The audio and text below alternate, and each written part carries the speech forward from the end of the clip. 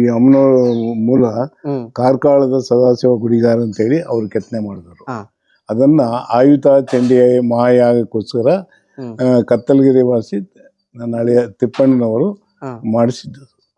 ಮಾಡಿಸಿ ನೆಲಮಂಗಲದ ಹತ್ರ MS ರಾಮಯ್ಯರ ಜಮೀನಿನಲ್ಲಿ 50 ಎಕರೆ ಜಮೀನಿನಲ್ಲಿ ಪೆಂಡಲ್ ಹಾಕಿಸಿ ಸುಮಾರು 1,500 ಜನ ಪುರೋಹಿತರು, 101 ಹೋಮಕುಂಡ್ಲ, ಹಸು, ಕರು, ಆನೆ, ಕುದುರೆ ಇಷ್ಟ ಎಲ್ಲ ಇದ್ದು, ಟನ್ಗಟ್ಟಲೆ ತುಪ್ಪ, ಟನ್ಗಟ್ಟಲೆ ಅಕ್ಕಿ, ಟನ್ಗಟ್ಟಲೆ ಬೆಲ್ಲ, 24 hours ಉಪಹಾರ ಫಲಹಾರ ಎಲ್ಲ ವ್ಯವಸ್ಥೆ ಮಾಡಿದರು.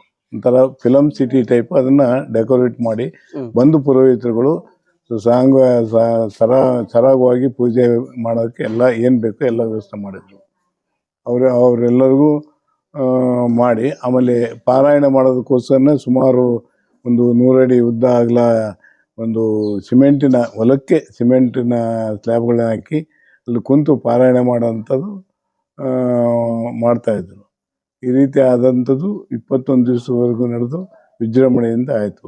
ಈ ಜಾಗಕ್ಕೆ ಹರಿಹರಪುರ, ಸೆಕಟಾಪುರ, ಶೃಂಗೇರಿ, ಸಿದ್ಧಗಂಗೆ, ಆಮೇಲೆ ಅವಧೂತರುಗಳು, ಇದ್ದಕ್ಕಿದ್ದಂಗೆ ನಾಗಸಾಧುಗಳು ಎಲ್ಲ ಬಂದು ಆ ಯಾಗ ನಡೆಯುವಾಗ ಬಂದು ಹಾಜರಾಗಿ ಆಶ್ಚರ್ಯಕರ ರೀತಿಯಲ್ಲಿ ಬೆಂಗಳೂರಿನಲ್ಲಿ ಈ ರೀತಿ ಆಗಿರ್ತಕ್ಕಂಥ ಅಮ್ಮನವರು ಪೂಜೆ ಆದ ನಂತರ ತಿಪ್ಪಣ್ಣನವರು ಗುರುಗಳಿಗೆ ದೇವರನ್ನು ಹ್ಯಾಂಡ್ ಓವರ್ ಮಾಡಿದ್ರು.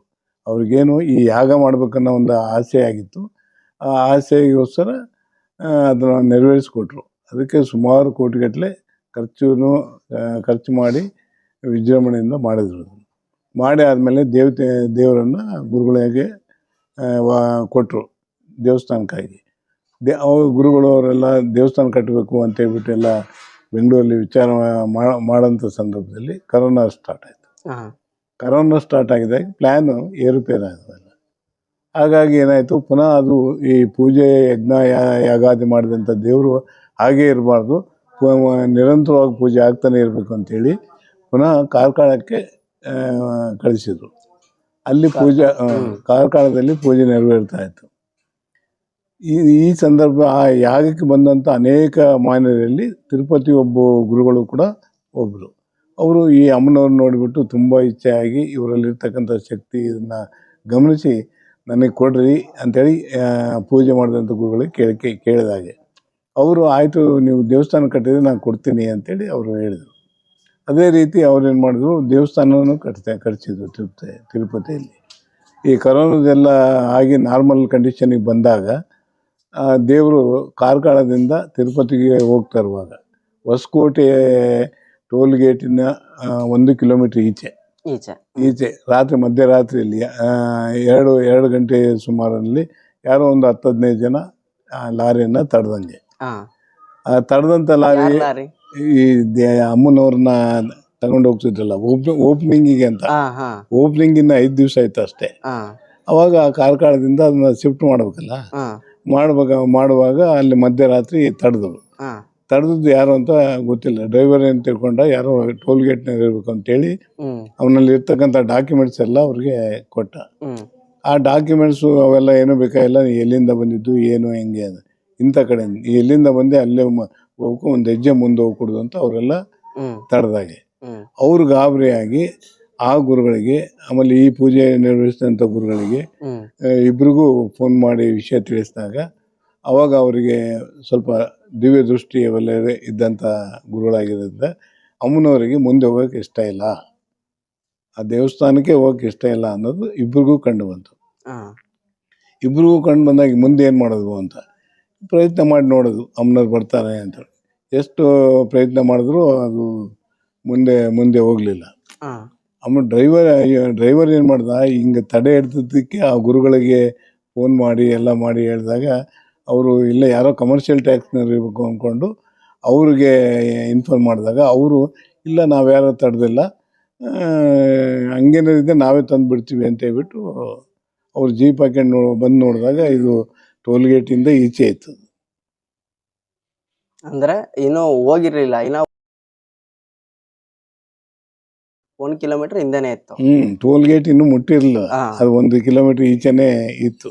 ಹಾ ಆಮೇಲೆ ಯಾಕಪ್ಪ ಇಲ್ಲಿ ನಿಂತಿದ್ದೀನಿ, ಇಲ್ಲ ರಾತ್ರಿ ನೀವೆಲ್ಲ ಬಂದು ತಡೆದ್ರಲ್ಲ ಅದಕ್ಕೆ ಹಂಗೆ ಅಂದೆ. ಇಲ್ಲ ನಾವು ಯಾರು ತಡೆದಿಲ್ಲ, ನೀ ಎಲ್ಲಿ ಹೋಗ್ಬೇಕು ನಾವೇ ಬಿಡ್ತೀವಿ, ನೀವು ಸ್ಟಾರ್ಟ್ ಮಾಡು ಅಂತ ಹೇಳಿದಾಗ ಹಾ ಲಾರಿ ಏನು ಸ್ಟಾರ್ಟ್ ಮಾಡಿದ್ರು ಯಾವ ಕಾರಣಕ್ಕೂ ಅದು ಇದಾಗಲಿಲ್ಲ. ಹಾ ಆಮೇಲೆ ಇಬ್ಬರು ಗುರುಗಳಿಗೂ ವಿಷಯ ಗೊತ್ತಾಯಿತು, ಅವರು ಮುಂದೆ ಹೋಗೋದಿಲ್ಲ, ಏನು ಮಾಡಿದ್ರು ಹೋಗಲ್ಲ ಅಂತ.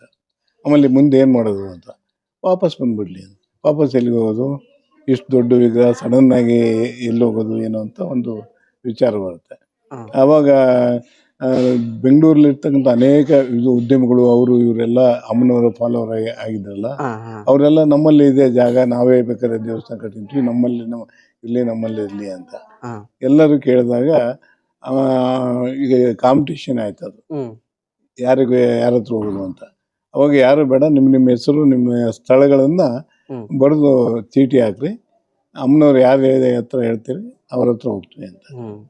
ಅವಾಗ ಮತ್ತೆ ಪುನಃ ಆ ಚೀಟಿಗಳೆಲ್ಲ ಎತ್ತಿ ಇದು ಮಾಡಿದ್ರೆ, ನೀವು ಹೆಸರು ಇದ್ರು ಕೂಡ ಈ ಪೂಜೆ ಮಾಡಿಸಿದಂಥ ತಿಪ್ಪಣ್ಣನವರ ಹೆಸರಿಗೆ ಬಂತು. ಅವರ ಅಳಿಯ ಅವ್ರ ಹೆಸರಿಗೆ ಬಂದು ಅವ್ರ ಹತ್ರನೇ ಇರ್ತೀನಿ ಅನ್ನೋ ಒಂದು ಇದು ಬಂತು. ಸರಿ, ಈಗ ಸದ್ಯಕ್ಕೆ ಏನು ಮಾಡಿದ್ರು, ಬರ್ತೀನಿ ಅಂದಾಗ ಇವ್ರಿಗೂ ಸಂತೋಷ ಆಯಿತು.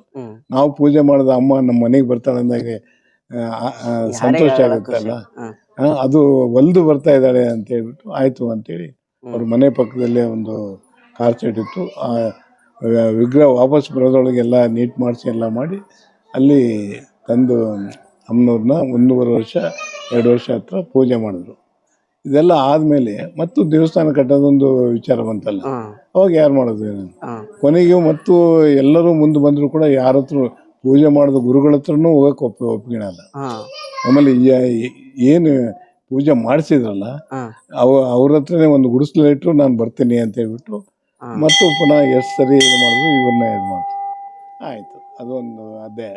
ಅಲ್ಲಿಂದ ಮುಂದೆ ಏನಾಯಿತು, ಎಲ್ಲಿ ಮಾಡೋದು ಅಂತ ಹೇಳ್ಬಿಟ್ಟು ಅವ್ರದೇ ಜಾಗ ಬೆಂಗಳೂರಲ್ಲಿತ್ತು, ಅಲ್ಲಿ ಇವ್ರು ಒಪ್ಪಲಿಲ್ಲ. ಅಲ್ಲಿ ಒಪ್ಪಲಿಲ್ಲ, ತುಮಕೂರು ಒಪ್ಪಲಿಲ್ಲ, ಶಿವಮೊಗ್ಗ ಒಪ್ಪಲಿಲ್ಲ. ಆಮೇಲೆ ದಾವಣಗೆರೆ ಬಾತಿ ಹತ್ರ ಹಾಲಿನ ಇರ್ಬೇಕ ಅವ್ರದ್ದು ಜಾಗ ಇದೆ, 21 ಗುಂಟೆ. ಬೆಂಗಳೂರು, ಶಿವಮೊಗ್ಗ, ತುಮಕೂರು ಎಲ್ಲಿ ಒಪ್ಕೊಳ್ಳಿಲ್ಲ. ಆಮೇಲೆ ದಾವಣಗೆರೆ ಅವ್ರದ್ದೇ ಒಂದು ಜಾಗ ಇತ್ತು, ಆ ಜಾಗ 21 ಗುಂಟೆಯಲ್ಲಿ ಮಾಡಬೇಕು ಅನ್ನೋ ಒಂದು ಹೈವೇಗೆ ಅಟ್ಯಾಚ್ ಆಗೇ ಇತ್ತು. ಅಲ್ಲಿ ಮಾಡಬೇಕು ಅಂತ ಪ್ರಯತ್ನ ಮಾಡಿದ್ರು ಕೂಡ ಅಲ್ಲೂ ಅವ್ರು ಒಪ್ಪಲಿಲ್ಲ. ಅವಾಗ ಮತ್ತೆ ಅವ್ರು ನಿಮ್ಮ ಹತ್ರ ಬರ್ತೀನಿ ಅಂತಾರೆ, ನೀವೇ ಕಟ್ಟಿಸ್ಬೇಕು ಅಂತಾರೆ. ಆದರೆ ಈ ಯಾವ ಜಾಗಕ್ಕೆ ಬರಲ್ಲ ಅಂದಾಗ ನಿಮ್ದು ಬೇರೆ ಪ್ರಾಪರ್ಟಿ ಯಾವ್ದಾರು ಇದೆಯಾ ಅಂತ ಕೇಳಿದಾಗ ಅವರು ಈ ಜಮೀನು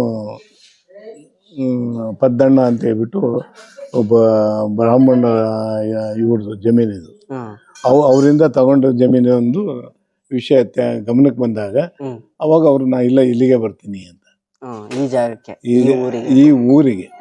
ಈ ಊರಿಗೆ ಬಂದ ಮೇಲೂ ಕೂಡ ಅವ್ರದೇ ಈ ಪದ್ದಣ್ಣವ್ರ ಸರ್ವೆ ನಂಬರ್ ಸೇರಿದ ಜಮೀನಲ್ಲಿ ಅಲ್ಲಿ ಆ ಕಡೆ ನೋಡಿ, ರೋಡ್ ಆ ಕಡೆ ಇರ್ತಕ್ಕಂಥ ಜಮೀನು ಇದೇ ಸರ್ವೆ ನಂಬರ್ ಸೇರಿದೆ. ಅಡಿಕೆ ಹಾಕಿದಾರಲ್ಲ, ಇದೇ ಸರ್ವೆ ನಂಬರ್ ಸೇರಿದೆ. ಆದ್ರೂ ಅಲ್ಲಿ ಇಷ್ಟಪಡ್ಲಿಲ್ಲ. ಕೊನೆಗೆ ಎಲ್ಲಿ ಅಂತೇಳಿ ಸರ್ವೆ ಮಾಡ್ಕೊಂತ ಬಂದಾಗ ಈ ಸ್ಥಳನೇ ಇದನ್ನೇ ಆಯ್ಕೆ ಮಾಡಿ. ಇದಕ್ಕೆಲ್ಲ ಕಾರಣ ಏನು ಅಂದ್ರೆ, ಇದು ಈ ಹಿಂದೆ ಬ್ರಾಹ್ಮಣರ ಅಗ್ರಹಾರ ಆಗಿತ್ತು, ಇಲ್ಲಿ ಹರಿತಕ್ಕಂಥ ಹಳ್ಳ ಆರಿದ್ರ ನದಿ ಆಗಿತ್ತು. ಆರಿದ್ರ ನದಿ ಆಗಿತ್ತು. ಆಮೇಲೆ ಈ ಜಾಗದಲ್ಲಿ ದೇವತೆಗಳು ಇದು ಮುಳುಗಿದಾವೆ, ಹರಿತಕ್ಕಂಥ ಮುಳುಗಿದಾವೆ ಅನ್ನೋ ಒಂದು ವಿಚಾರ ಬಂತು. ಅಷ್ಟೇ ಅಲ್ಲದೆ ಇದೇ ಜಾಗದಲ್ಲಿ ಲಿಂಗ ಮುದ್ರೆ ಕಲ್ಲುಗಳು ಬೇರೆ.